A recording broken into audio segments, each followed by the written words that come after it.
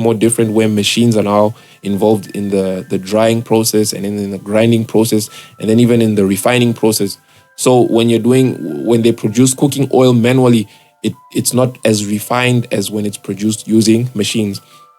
So, and like I said, manually produced cooking oil, the one produced by, local people, tends to be cheaper than the one produced by like these people who own industries. Like there are people who produce cooking oil on an industrial scale. They own big factories where they employ hundreds or thousands of workers who all work together to try and produce cooking oil. They bottle it up and the price is a bit higher than those who produce it manually. So I think, in that production process, there are many things that can affect the final price of the cooking oil. I think in agricultural terms, there's this thing they call inputs. So the cost of inputs can increase the cost of the cooking oil. So if the inputs, let me say the inputs for growing peanuts, maybe you'd need fertilizers, soil, chemicals, pesticides, insecticides. I can't even name everything. Maybe labor is another input, water is another important input. So the price of all these things, the price of labor, the price of water, the price of the fertilizers, the price of the seeds themselves, all that will go on to increasing the price of the final product. And the weird thing is, with time, the price of all these different inputs keeps on increasing. The price of water keeps on increasing. So, there used to be a time where farmers could count on rainwater, for instance, to grow peanuts. Yeah, there used to be a time where farmers could count on rainwater. And rainwater is cheap. Rainwater is actually free. It rains for free, man. No one is charging you. So if no one is charging the farmer for that rainwater, he doesn't charge the person to whom he's selling his final product. But now, when farmers introduce practices such as irrigation, where water needs to be pumped from a certain source to their gardens, to their farms, now there's a cost. There's an extra cost added on into the input, and that extra cost is pushed onto the consumer. Now, my question is, okay, I get it, okay? Some people are producing groundnuts in places where there is enough rainwater. Others are producing it in places where there's not enough water, so they need irrigation. But now when you've introduced irrigation, you've added an extra cost on your production and an extra cost on the consumer. So this goes on to interrupt the food, this goes on to make a change in food security. Because I thought it was all about giving people access to food, physical and economic access to food. But now that you've introduced a practice in the production process which increases the cost on the farmer, you're dragging that cost onto the consumer. But the consumer doesn't even know, for instance. Most consumers don't even know what's going on in the production of what they eat. Most consumers don't even know that the cost of water is increased, that these guys are irrigating and they're paying maybe some company that provides them with this water.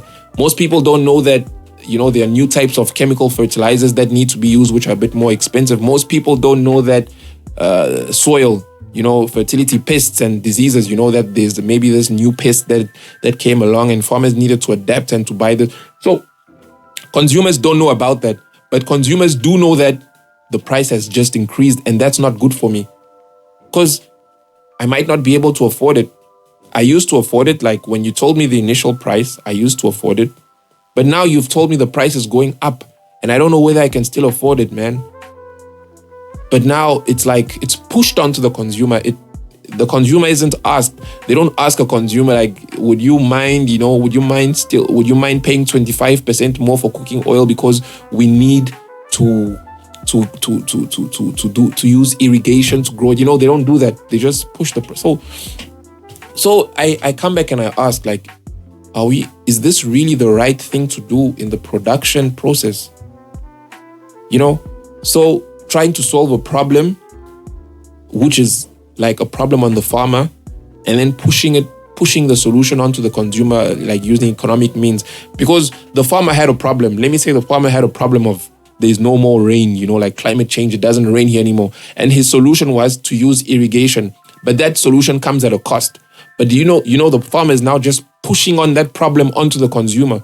So although he found a solution to his problem, he's pushing the problem onto the consumer. And that's how the price of food keeps going up. Even with seeds, different varieties of seeds. These heredity resistant seeds. These seeds that can grow with little water, but they come at a cost. So you solve the problem of growing in a place which has dry soil, but in solving the problem, you've created a problem for the consumer. Anyway, that's just the way I see it. I see these farmers solving problems for themselves, but pushing that problem onto the consumer. So I really wonder, did we really solve the problem? Did we really solve the problems? And this happens everywhere in agriculture. Take a look at organic food versus non-organic food. Like this concept even of organic and inorganic food, it's a new concept, because right now we've discovered that there is a difference between food that is grown in natural conditions, with no chemicals, no fertilizers, nothing, just pure, fresh, fertile soil. There's a difference between that kind of food and the food that is grown using genetically modified organisms, using chemicals, fertilizers, pesticides, insecticides, preservatives. There is a difference. One of them is healthier than the other. But in creating all these new methods of growing the food, of producing the food, we've created, we're pushing on the effects onto the consumer. So now the consumer can no longer afford to eat food which is organic, for instance, because organic food is way too expensive, man. First of all, organic food, let me take an example with the mangoes. A mango tree, when they talk of organic, a mango tree, for instance, would be like a natural tree, bro, that grows in the natural time, 8 to 10 years, or 5 to 10 years. That's a lot of time. Even if it's 5 years, it's a lot of time. So that consumer would have to be eating the fruits that comes from a tree that took a long time to grow, that was very hard to how can I say this, to keep alive, because maybe diseases would have to attack the tree, but the farmer doesn't have a right to use any kind of chemicals to treat that stuff.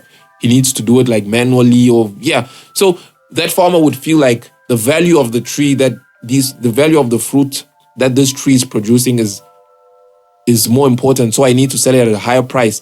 But there's this other farmer who now has the GMO trees, the grafted trees, which grow in 2 years.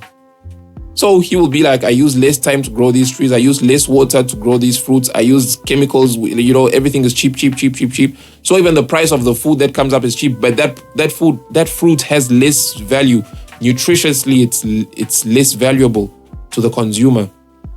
So we are creating these things, So we are facing these problems. Like maybe, the population is high. We need to feed people. Yeah, that's a problem. Now, we are solving the problem by increasing production, but even in our solution, we create a problem which we still push onto the final consumer. And the final consumer are guys like me, guys like you, normal guys who don't know everything that goes on in the production of this food, and who thought we would still receive fair access to this food, fair economic access, fair physical access. The distance is another thing. Distance is actually one of the simplest things that increases the price of food. If food is grown 100 meters away from you, you can get it at almost no price. Like for instance, in villages, you know how they sell groceries, fruit among themselves? Because the fruit grows from there. It grows within the community, within the village community. So there's no need to hike any prices. There's no transport fees. But now someone living 1,000 kilometers away in the city, for him to get access to that food grown back there in the village, just transport alone makes it more difficult for him to have access to that food. So we it's still like the issue I'm trying to bring up is still related to how we are pushing problems onto consumers, because consumers are the ones affected by food security. When we talk food security, we're talking about the consumer. We want to protect the consumer. We want to protect these kids who need access to nutritious food. We want to protect these elderly people who need access to nutritious food. We want to protect these working people who need access to food, nutritious food, and at the price that they can afford. But the truth is we are failing, terribly failing as a people. We are terribly failing at people to give people access to food. I don't think I'm trying to say that food should be free for everyone. I don't think that that's what I'm trying to say. I'm not saying food should be free for everyone. I think there is food that is free for everyone. But that's not what I'm talking about. The food that is free is like food that grows in, like the bush, like how we discussed earlier. You're hungry, you walk around, you see a tree that's producing something, you can take it, you eat it. You walk around, you see, a yam or a cassava plant somewhere growing. You dig it up and you take it, as long as it's not on anyone's property. But now all land belongs to someone, so that doesn't even exist anymore. And that's even another thing we've created. That's another practice, another system we've put in place that still creates a negative impact on food security. There's no longer this kind of free access to food, unless maybe you've created a community garden or a community park or something where there are some fruit trees like guava trees, mango trees. But if you live in a community with no such places, with no public spaces, with no publicly owned trees, then you're most likely on someone's property. And if you touch that person's fruit, that person might end up beating you or killing you for trespassing on his property. So, fine, I'm not trying to say food should be free. I'm not trying to say farmers should produce food for free and then just be giving it out for everyone to eat. Because if that happened, then these farmers would end up dying. Because the labor just itself is a lot. They need to also be sustained in a certain way. And the best way for people to sustain these farmers is by giving them a fair pay. Just give them a fair pay for what they're working. A pay which allows them to live too with full dignity and to continue, doing what they love to do it with happiness and everything. But now the problem is the consumers are not getting access to food. And the more time goes by, the more people, the larger the group of people which actually don't have access to food, which don't have the economic capacity to buy food.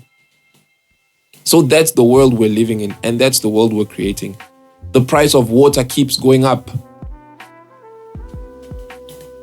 The price of inputs in general keep going up. So farmers keep on also increasing the price of their product. The price of transport keeps going up. Now that one, it's not even related to the farmer himself. It's not even related to the consumer. Transport is a whole different issue. The price of transport is related to the price of energy. This thing you call energy, these things you call fuels. So when the price of fuel goes up, the price of food goes up. When the price of fuel goes down, I wonder if the price of food really goes down. I've never seen the price of food going down. I've seen the price of fuel going up and the price of food going up.